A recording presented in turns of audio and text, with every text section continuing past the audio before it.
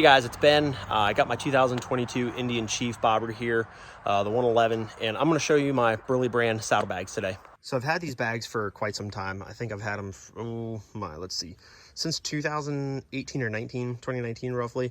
I bought them for a Triumph Bonneville that I had, and they also fit the following Bonneville that I had, and I really like the look of them. I like the style, so I wanted to see how I could fit this to my Indian Chief. As I had mentioned, these are a throw-over saddlebags, so they have your traditional throw-over strap here that you can, it's got the laces underneath to fit different widths of fenders, and it just goes right underneath the seat.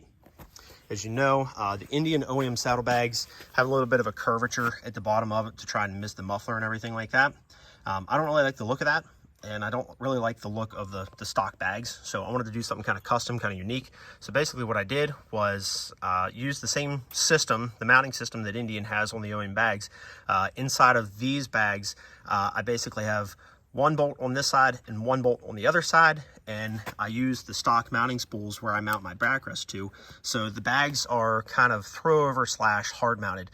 So these are basically, they have a bolt with a big spacer inside here to kind of help with support, basically mounted to the stock OEM accessory mounting spools. So that's how I have them mounted up. This is kind of what they look like. Just kind of show you what this side looks like. Show you from the front. I absolutely love these bags.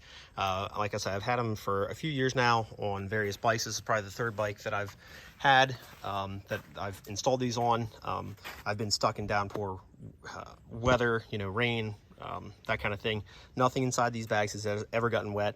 I don't believe these are technically waterproof, but again, nothing inside has ever gotten wet. Show you here quickly how they open up.